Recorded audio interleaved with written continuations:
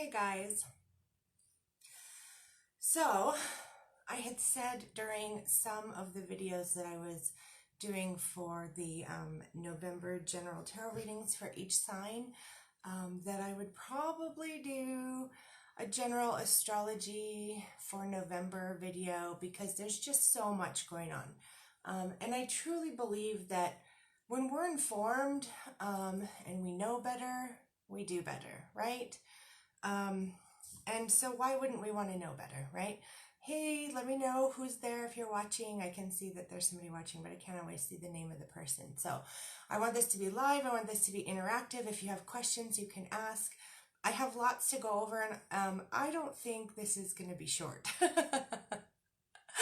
Sometimes I try and be succinct and short, and sometimes I just know I can't. And in this case, I just think I probably can't. So play along with me, interact. I should be able to see comments here. Kathy, love me some Jenn readings. Oh, thank you, girl. Thank you so much. I appreciate it so much. So I'm done with all of the general tarot readings for November. They're all posted. They're all up. You can go find them. You can catch them on my Facebook page. You can catch them on YouTube. They're a little tricky to kind of access on Instagram. So Facebook or YouTube would be the best place to find those. Those are up. So this is general astrology for November astrology.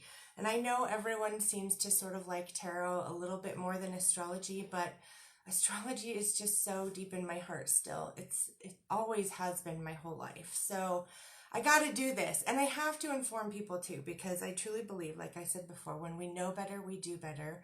And, you know, large part of astrology is just being informed about what's going on. And when you can prepare for something, you can handle things better, you can make better decisions, and there's a lot going on in November. So let's get to it. Okay, so quick little, what's it called? Tomorrow's Mercury Retrograde, so please be patient with me. I thank you in advance for being patient with me if I have like communication snafus or I mix up my words here. Index, is that the first thing at the beginning of a book? Oh my god, I'm tired. I've done lots of readings today. But I wanted to get this in now too. I really wanted to get it in now. So, okay, quick little index. Things, big things that I'm going to talk about for November. And I'm sure there's even a lot more things going on. It's just that you can't, with astrology, you can't always get to everything. So I just picked out the things that stood out to me, the things that I thought might be fun for you guys to hear about, and the things that I really think are important in being informed, that are going to help us make better decisions and move through this month of November. So the big things that I'm picking out for this astrology is Mercury Retrograde, number one. That's the big one, right? Venus entering Sagittarius. Time change. We got time change coming up this week, Sunday, November 3rd. So everyone remember to turn your clocks back, either the night before or that next morning. Index at the end of a book. Overview at the beginning. What is it? Like, it's like I can't believe I forgot that word. I've read bazillions of books. I don't know if you guys can see, but I have like, you probably can't see and I don't need to change it. Like, I have 5 bookcases in my office full of books. I'm pretty sure it's an index. Like, oh my god, that's hilarious.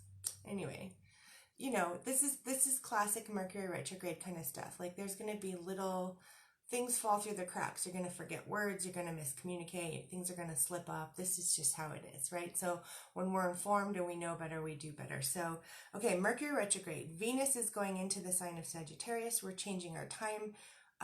We're changing the clocks back an hour, November 3rd.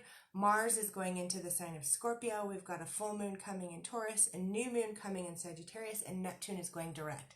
And that's a teeny tiny bit of what's happening in November, right? So this is why I said this is probably not going to be a short video. So come hang out with me, get your PJs on, get a cup of tea, grab some water, hang out, let's talk astrology. I love this. I love this so much. So the big one, Mercury retrograde, starts tomorrow. October 31st. Do I have a time? I do. 9:41 a.m. Mountain Daylight Time. We're still daylight time until the 3rd. So 9:41 a.m. tomorrow, October 31st, Mercury goes retrograde, right? Brace yourselves. It's really not a bad thing. It's really an awesome thing. Okay. Oh my God, that's a lot. Herd Leo may have a better Mercury retrograde this time. Awesome. Awesome. Very awesome. I'm not completely sure on how it will affect each person, each sign individually. Like I said, astrology is so infinite and so vast that no one person can ever know everything about it. Even when they know a whole heck of a lot. So, Mercury going retrograde tomorrow in the sign of Scorpio, right? And we are currently in Scorpio season. Lots of Scorpio energy going on this month. This is fun. This is exciting. This is intense. So Mercury going retrograde tomorrow in the sign of Scorpio. Intense feelings, right? What does this mean? Intense feelings, deep feelings.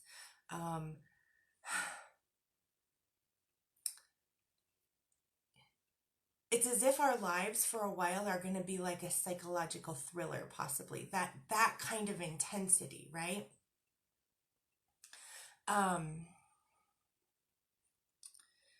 Okay, so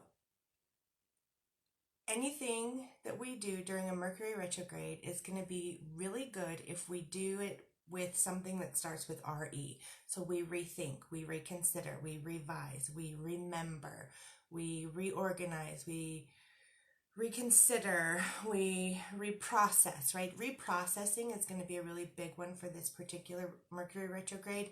And by reprocessing, I mean like related to the R and EMDR, which is like the most effective treatment for PTSD, where you reprocess these traumatic events that happened and you can see them, you can feel and experience the emotions that you weren't able to feel during that particular traumatic event because you were focused on survival at that time. And so now in a current safe environment, with a person who is trained in EMDR and can do this with you, you can go through this again and then reprocess it. You can feel the emotions that you weren't able to feel at the time. And then you can reprocess that whole situation and you can see it from your current perspective. It's amazing. I highly recommend EMDR for everyone because really everyone has experienced trauma on some level. And so reprocessing is going to be a really big thing because we're in Scorpio, right? Mercury's retrograde in Scorpio, which is like the darkness, the painful things, the deep seated emotions, things that we've stuffed, things that we've repressed, things that, it's a god of the underworld, all of this kind of stuff. So going to those deep, dark places, to any wounds, to any pain, emotional stuff, all of that. So reprocessing is going to be really big. So be careful though. Be careful in this because there's a lot of kind of, dark energy surrounding all of this, and not just because of the Scorpio stuff. There's other things going on that I'll get to at some point tonight in this forever long video. That there's a chance at some point for people to want to have revenge, right? So avoid that RE if you can, and I'll give some tips on how to do that coming up, right? So reconsider and reprocess. Take the high road instead of the low road. Revenge would be the low road in this case. Okay, so this is a time for going within and reflecting on things to get clarity on your thoughts and your feelings. This is also a time where people may appear from your past and you can sort of repair things with them.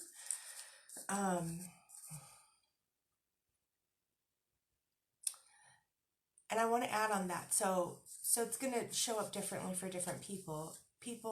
When I say people from your past may be showing up, it could be actually physically running into them somewhere. It could be a phone call or an email from them, a text message. Or it could just be thinking about them, right? You may not actually have contact with them, but they could be showing up in your thoughts a lot. And if that's the case, then that's also an indication to you that you have something to repair and reprocess about that situation.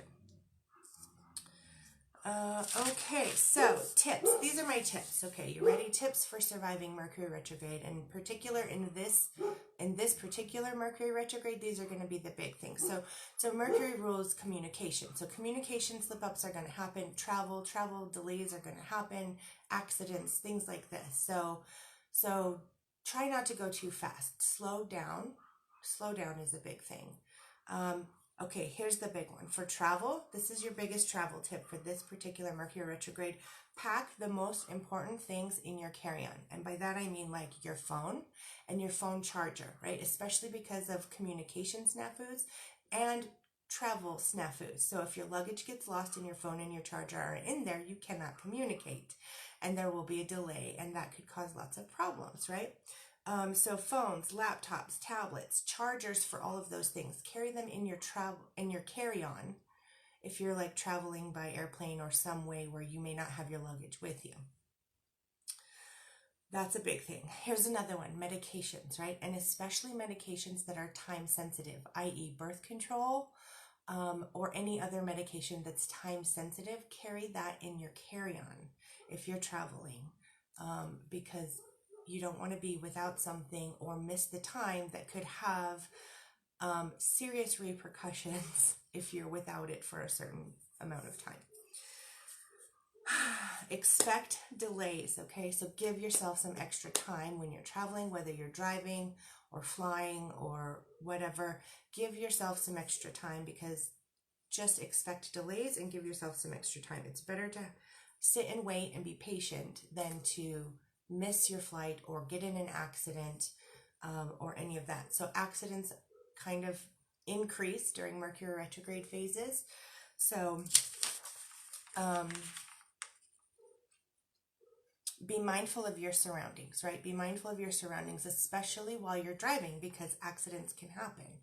And if you're informed and you can just go into this phase like a little more prepared, you really can mitigate this, right? I mean, another thing too, like vehicles tend to break down during Mercury retrograde phases. So giving yourself a little bit of extra time for that, and to be aware of your surroundings, be listening to what's going on, feeling, seeing, using all of your five senses to just be super aware of your surroundings, because, you know, breakdowns may happen, accidents may happen. And if you're paying attention, then you can lessen the severity of that, or maybe even avoid it altogether. This is a big one. Be patient with yourself and with others, okay? Because yes, you're probably gonna go through periods of frustration, and especially if things are, you know, breaking down or miscommunications are happening, or you're without something that you need.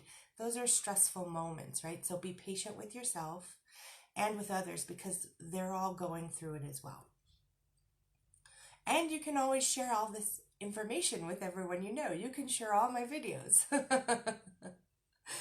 And hopefully that will, you know, lessen some of the severity for the people that you know too.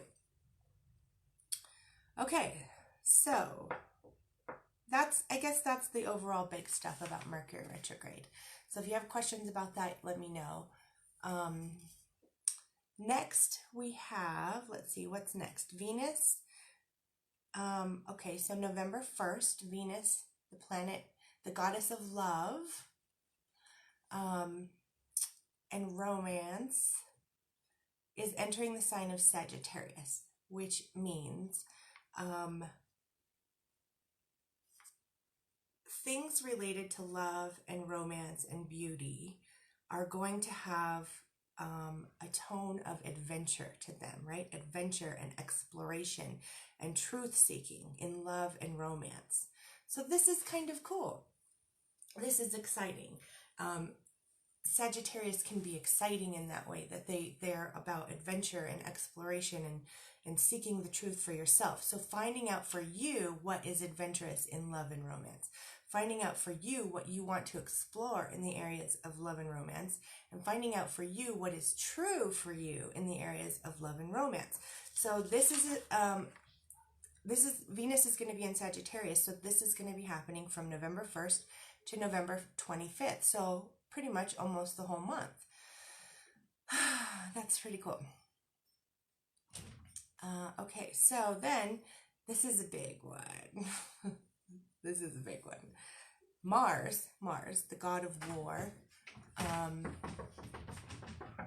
and passion and desire and taking action and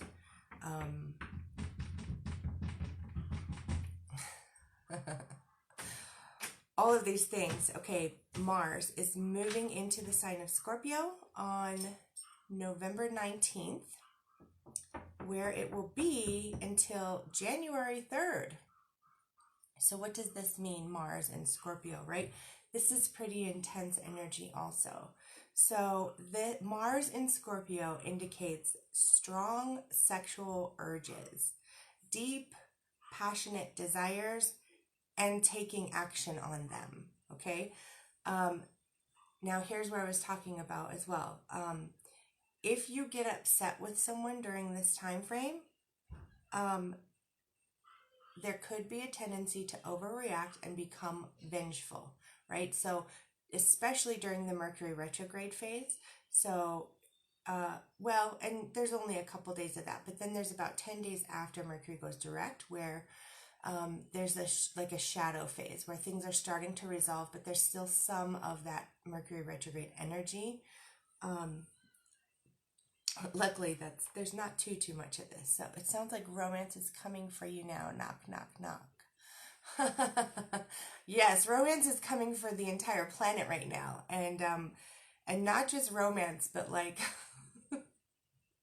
adventurous, explorative, truth-finding, strong sexual urges, deep, passionate desires kinds of romance, right? Like everyone's lady parts and man parts are going to be on fire. Oh my God, that's hilarious.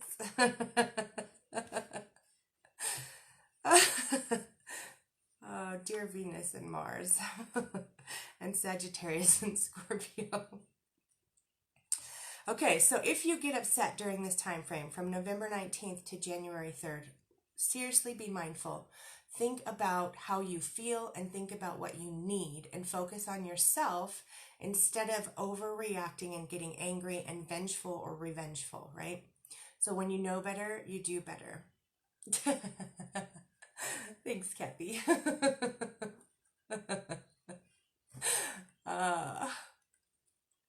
Okay, so those are the big things there. So next we have full moon. The full moon in November is happening in the sign of Taurus.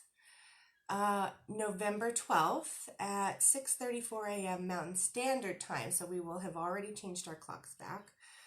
So what does this mean? Full moon in Taurus. Full moon in Taurus kind of indicates that emotions and intuition will be focused on what feels good, right? So this is interesting.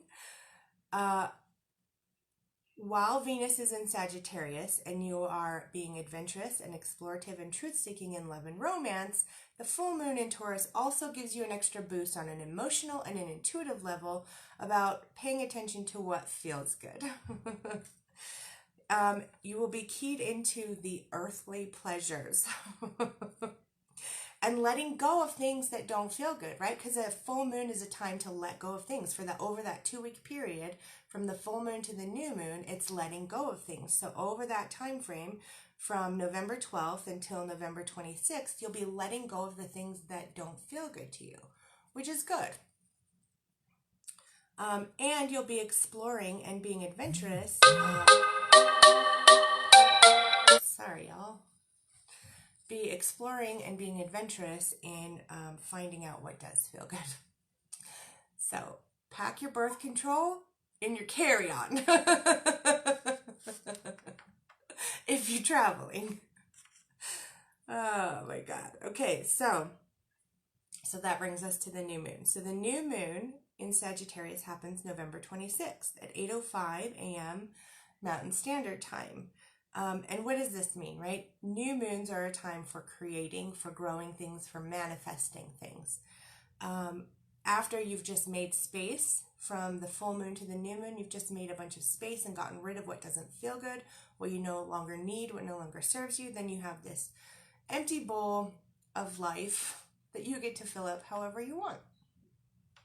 So the new moon in Sagittarius, November 26th, emotions and intuition will be keyed into, okay, did I say the new moon is in Sagittarius? I don't even remember saying that. That's, thank you, Mercury, about to go retrograde in a few hours.